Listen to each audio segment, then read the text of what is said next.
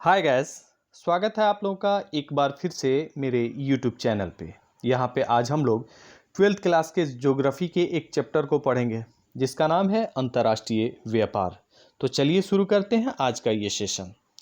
इस दुनिया में मनुष्य की इच्छा का कोई अंत नहीं है। वह हमेशा अच्छा करने के लिए तत्पर रहता है। अपनी सुख सुविधा और भोग विलास की वस्तुओं को इकट्ठा करना चाहता है। लेकिन आदमी की मूलभूत ज़रूरतों की बात की जाए तो वह रोटी यानी कि भोजन, कपड़ा और मकान होता है। इस दुनिया में बहुत से ऐसे लोग हैं जिनके पास ये सारी चीज़ें नहीं होती हैं और जिनके पास वह सब सामान है वो और अच्छा करने के लिए और ज़्यादा उनको इकट्ठा करने के लिए अपनी चैन गंवाए बैठे हैं। ये लोग शौक की चीज़ों को बहुत इकट्ठा करना चाहते हैं जिसके चलते इन चीज़ों को बाहर से मंगाना पड़ता है। यहीं से शुरू होता है व्यापार। भारत में व्यापार बहुत पहले से चला आ रहा है। उस समय वस्तु विनिमय के द्वारा व्यापार होता था। थोड़ा सा हम लोग वस्तु विनिमय को जान लेते हैं। उस समय कोई भी सामान मुद्रा से नहीं खरीदा जाता था। सामान के बदले सामान दे करके सामान लिया जाता था जिसे वस्तु विनिमय कहा जाता है।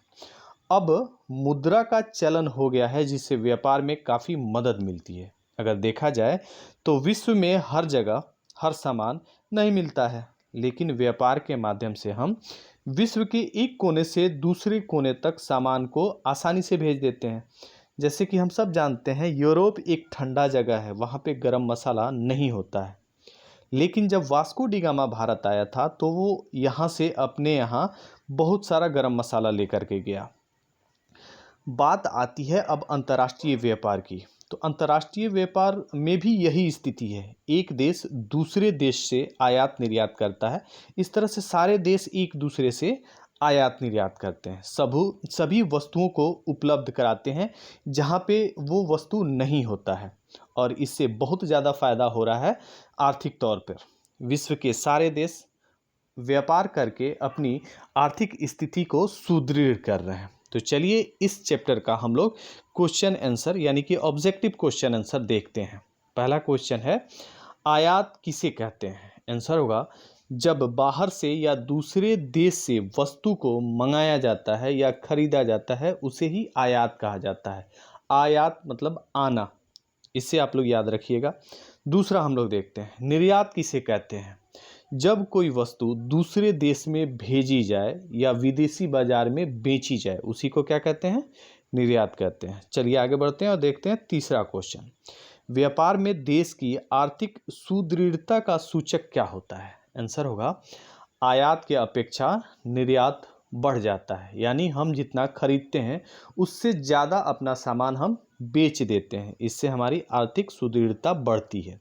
चलिए चौथा क्वेश्चन देखते हैं। व्यापार में देश का पिछड़ापन का सूचक क्या होता है? अब यहाँ पे क्या होगा कि निर्यात की अपेक्षा आयात बढ़ जाता है। यानी हम लोग जितना सामान विदेशी मार्केट में बेचते हैं उससे कहीं ज़्यादा खरीद लेते हैं। चलिए आगे बढ़ते हैं और देखते हैं पांचवा क्वेश्चन। कराधान क्या है? आंसर होगा, यह आयातित वस्तुओं पर सीमा शुल्क के रूप में लगाया जाने वाला एक टैक्स है। चलिए नेक्स्ट क्वेश्चन हम लोग देखते हैं छठा। गैट यानी general agreement on trade and tariffs की स्थापना कब और कहाँ हुई थी? आंसर होगा, इसकी स्थापना 1947 ईस्वी में जेनेवा में यानी कि स्विट्जरलैंड में हुई थी। चलिए आगे बढ़ते हैं और देखते हैं सातवां क्वेश्चन। भारत में आयात होने वाले चीज़ों में महत्वपूर्ण वस्तु कौन सी है? आंसर होगा, खनिज तेल। भारत में खनिज तेल की काफ़ी कमी है। इसके अलावा मशीनरी और रसायन आदि की भी आयात किया जाता है।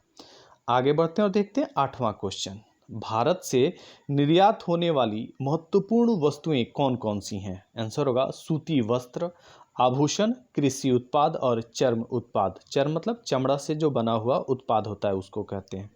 चलिए हम लोग नौवां देखते हैं।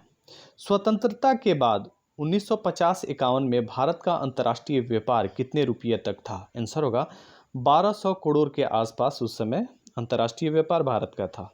10वां क्वेश्चन देखते हैं। पेट्रोलियम पदार्थ का अंतर्राष्ट्रीय बाजार में अप्रत्याशित मूल्य वृद्धि किस वर्ष हुई? आंसर होगा, 1973 ईस्वी में। चलिए आगे बढ़ते हैं और देखते हैं 11वां क्वेश्चन। भारत खाद्यान्न के मामले में कब आत्मनिर्भर हुआ? आंसर होगा हरित क्रांति जब शुरू हुई थी उसके बाद, यानी कि 1970 के आसपास में। नेक्स्ट क्वेश्चन हम लोग देखते हैं 12वां। भारत का निर्यात मुख्य रूप से कहाँ होता है? आंसर होगा एशिया और आसियान के देशों में मुख्य रूप से ये अपना निर्यात करता है। नेक्स्ट क्वेश्चन देखते हैं 13वां। भारत के आयात का बहुत बड़ा हिस्सा किन देशों में होता है? आंसर होगा एशिया और आसियान के देशों में। इसके अलावा यूरोपीय देश, रसिया हुआ, अमेरिका हुआ, वहाँ से भी होता है। चलिए आगे बढ़ते हैं और देखते हैं 14वां क्वेश्चन। भारत समुद्र से कितने ओर से घिरा हुआ है? आंसर होगा 3 तरफ से ये घिरा हुआ है। नेक्स्ट क्वेश्चन हम लोग देखते हैं 15वां।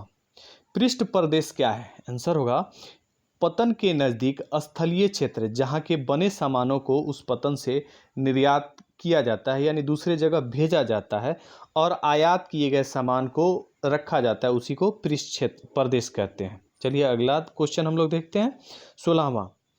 कांडला पतन गुजरात के किस क्षेत्र में है? आंसर होगा यह कच्छ क्षेत्र में है। नेक्स्ट क्वेश्चन हम लोग देखते हैं 17वां। भारत का सबसे बड़ा पतन प्राकृतिक कहाँ है? आंसर होगा यह मुंबई में है।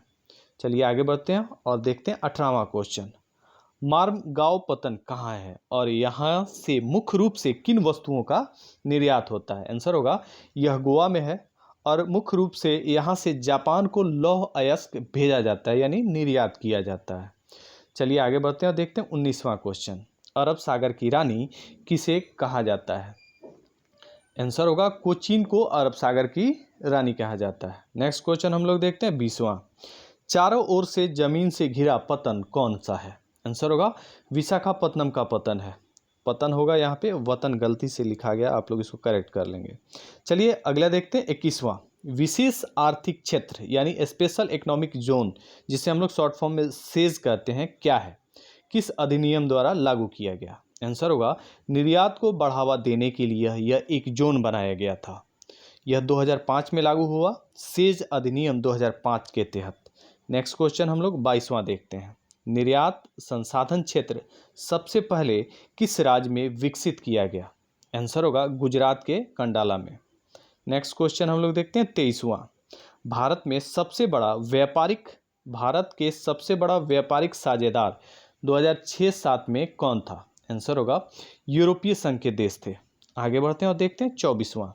अफ्रीका को निर्यात किए जाने वाली प्रमुख वस्तुएं कौन कौन सी हैं?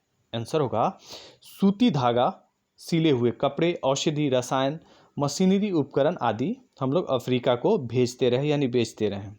नेक्स्ट क्वेश्चन देखते हैं 25वां। अफ्रीका से भारत को कौन कौन सी वस्तु आयात करना पड़ता है? आंसर होगा सोना, काजू और कार्बनिक रसायन हम लोग वहाँ से अफ्रीका से खरीदते हैं। चलिए आगे बढ़ते हैं और देखते हैं 26वां क्वेश्चन।